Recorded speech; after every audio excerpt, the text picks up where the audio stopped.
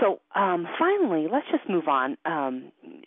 This discussion really wouldn't be complete without a word about what applications are running and are being planned to run over Wi-Fi.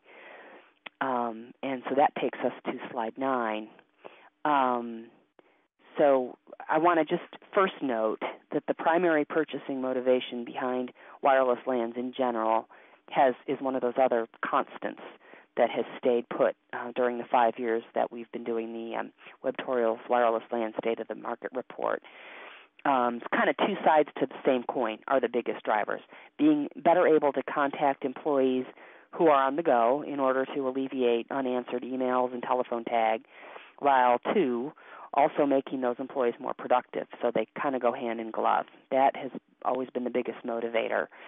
To date, the applications in use over Wi-Fi are largely traditional in mainstream carpeted environments, as you can see on the slide.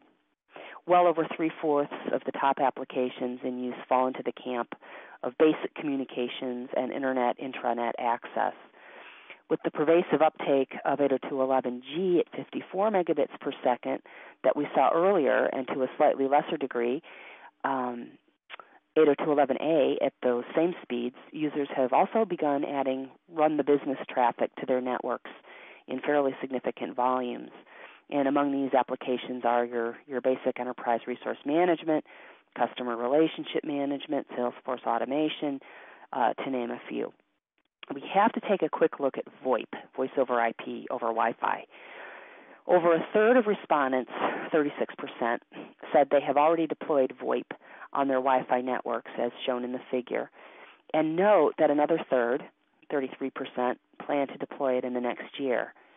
So if these plans come to fruition, that will put VoIP over Wi-Fi deployments at a fairly respectable 69%.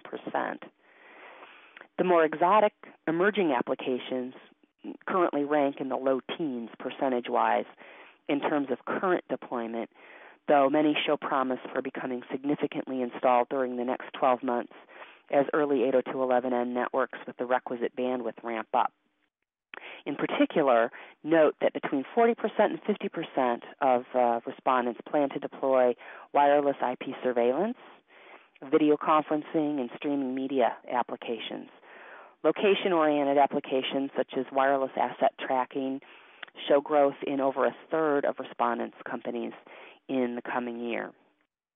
Now, just a note about point of sale, it's currently tied with IP surveillance in existing wireless LAN deployments, and it shows less growth potential than these other functions, but I think the reason is that an application, a point of sale application, is almost exclusively reserved for one vertical market, which is the retail market.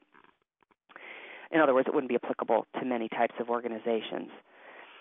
Likely a large contributor to the strong uptake of traditional applications compared to the more conservative rollouts of multimedia and location applications is due to the still draft standard status of 11n, which we've talked about quite a bit. 11n offers the throughput experienced with wired Ethernet, but at this juncture, a relatively small percentage of respondents have actually deployed it.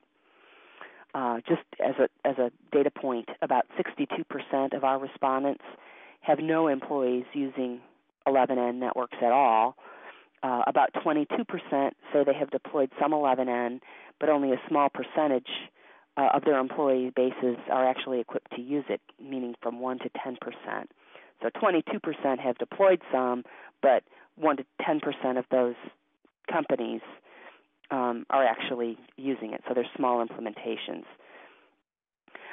Survey respondents say that the biggest uses they anticipate for 11n are for accommodating VoIP traffic, 50%, collaborative application traffic, 41%, and just general growing data loads, 40%.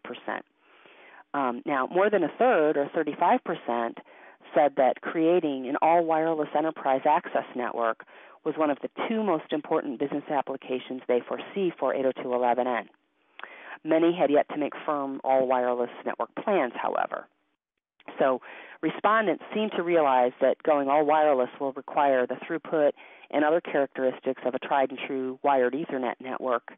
Now, Draft 11n does deliver the comparable throughput they need, Still, these are early days for Wi-Fi networks, proving themselves with respect to availability, quality of service, reliability, and security on a very large scale.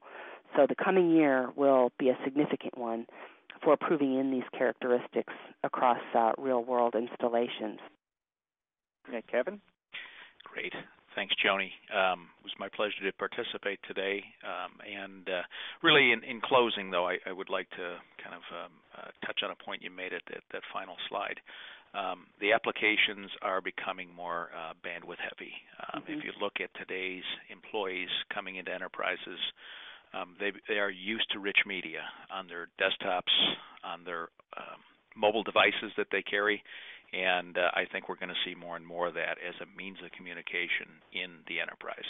So your points are so well taken, from VoIP to streaming media to surveillance locationing. Even though they're lower in the bar chart today, we absolutely see those as growing, and that's where all this comes together, from the N bandwidth capability to the ability to do that securely and with quality of service.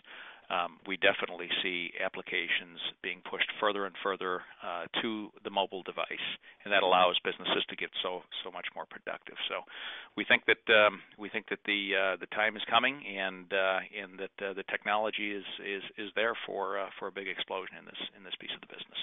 Yep, I'd agree. So with that, what I'd like to do is just thank Joni. Thank you so much for all of the wonderful insights. My pleasure.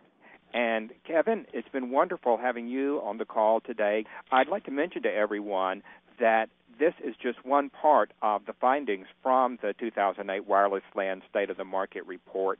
In addition to this, there are a number of written reports. And all of these are available at the URL that you see on the screen, webtutorials.com/abstracts/2008-WLAN.htm. And we hope that you'll be visiting us there as well. Thanks so much to everybody for tuning in today.